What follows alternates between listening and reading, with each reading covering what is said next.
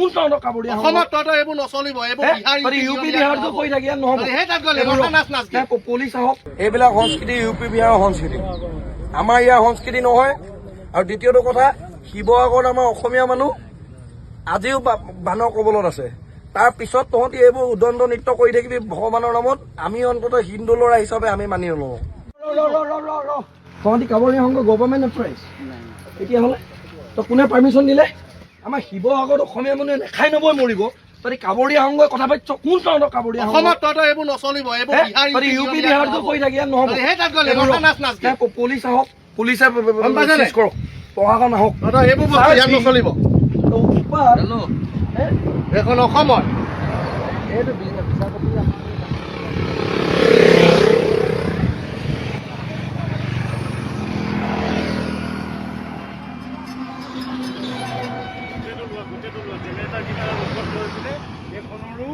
ইয়াৰ generator সেইখন, তাৰ generator চব সিহঁতি পুৰা ডিস্কো লৈ আহিছে লগত। অৰ্কেষ্ট্ৰা পাতিব সিহঁতি। বিহাৰ পাইছে এখন, বিহাৰ পাইছে এখন।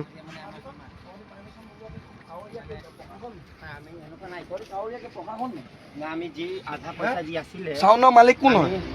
চাউণ্ডৰ মালিক কোন হয়? চাউণ্ডৰ মালিক কোন হয়? চাউণ্ডৰ লগত কোন আছে? মালিকলৈ ফোন কৰ। আৰু জীৱনত তিনিচুকীয়া জিলাত অসমত অন্তৰ্গত কি নাম?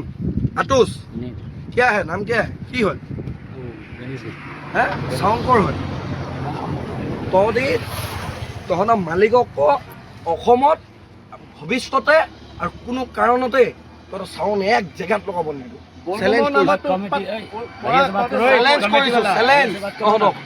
দুইটা বক্সৰ হেৰিয়াক কৈছো, আমি থকা অৱস্থাত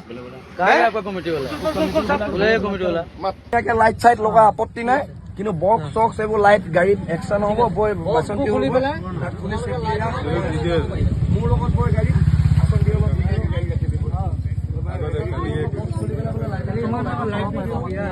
নাই নাই, ৰথতহে লাইট হ'ব। লাইট ৰথতহে হ'ব, ৰথত লাইট হ'ব। এইবোৰ ৰথত লগা আপত্তি নাই। এইবোৰ এইবিলাক চা, মই এটা কথা কৈ দিলো, এইবিলাক সংস্কৃতি ইউপি বিহাৰৰ সংস্কৃতি, আমাৰ ইয়াৰ সংস্কৃতি নহয়। আৰু দ্বিতীয়টো কথা, শিৱসাগৰত আমাৰ অসমীয়া মানুহ আজিও বানৰ কবলত আছে। তাৰ পিছত তহঁতি এইবোৰ উদণ্ড নৃত্য কৰি থাকিবি ভগৱানৰ নামত। আমি অন্ততঃ হিন্দু ল'ৰা হিচাপে আমি মানি নলওঁ। চিধা চিধি কথা। অকল তহঁতি হিন্দু নহয়, আমিও হিন্দু ল'ৰা বুজিছতো। আমি টকালৈকে অন্ততঃ চাউণ্ড চিষ্টেম ক'ত গ'লি? বৈ তাত খুলিবি, বৈ নহ'লে থানাত ভৰাই এফআইআৰ বৈ। বাচন্তি হ'ল বৈ। এখন গাড়ী পিছফালে 30 kV জেনেৰেটাৰ লৈ গৈছে, তেতিয়াহ'লে কিমান হেভি বক্স হ'ব পাৰে?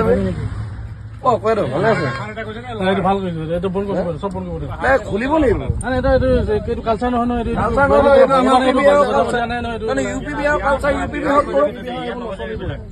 ভগৱানে কৈছে ডিজি বজাই আহিলে আমি ভগৱান আহিম। ইউপি বিহাৰৰ কালচাৰ ইউপি বিহাৰত কৰি ইয়াত নহ'ব। পূজা কৰিবলৈ মানা নাই, হয় নহয়? বেছি উৎপাদ হৈছে, বেছি উৎপাদ হৈছে। বৈ ঘূৰা। একাংশ কিবা কাৱৰীয়া সংঘ নামৰ তথাকথিত সংঘসমূহে প্ৰত্যাহ্বান হিচাপে গ্ৰহণ কৰি জিলা প্ৰশাসন, পুলিচ প্ৰশাসন লগতে দল সংগঠনসমূহক প্ৰত্যাহ্বান হিচাপে তেওঁলোকে গ্ৰহণ কৰি তেওঁলোকে আজি ৰাজপথত দেখিছোঁ উচ্চ স্তৰৰ ডিজে বক্স লগাই ৰাজপথ তেওঁলোকে বাৰ বনোৱাৰে ষড়যন্ত্ৰত লিপ্ত হৈছে। সেয়া কিন্তু খোলা খুলি কৈ দিছোঁ, কোনো কাৰণতে আমি বীৰ লাচিত অসম টকালৈকে হ'বলৈ নিদিওঁ। দ্বিতীয়টো কথা ক'ব বিচাৰিছোঁ যে আমাৰ অসমীয়া খিলঞ্জীয়া মানুহসকল শিৱসাগৰবাসী ৰাইজে আজি এমাহ দিন, এটা মাহে বানৰ কবলত ককবকাই থাকিবলগীয়া হৈছে। তাৰ পিছত কোনোবা কাৱৰীয়া সংঘ, তথাকথিত কাৱৰীয়া সংঘই আহি ইয়াত ৰাস্তাত বাৰ বনাই গোটেই সমগ্ৰ ধৰ্মটোক বিপদে পৰিচালিত কৰিব, গোটেই ধৰ্মটোক বদনামমুখী এক পৰিৱেশলৈ ঠেলি পঠিয়াব। সেয়া কিন্তু অন্ততঃ আমিও এজন সনাতন ধৰ্মৰ যুৱক হিচাপে কোনো কাৰণতে এয়া হ'বলৈ নিদিওঁ। একদম খোলা খুলি স্পষ্টকৈ কৈ দিব বিচাৰিছোঁ।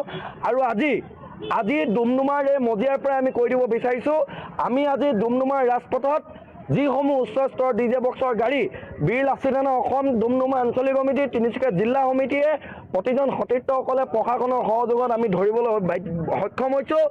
আৰু সমূহ গাড়ী আমি ইয়াতে খোলোৱাই দিবলৈ বাধ্য হৈছোঁ।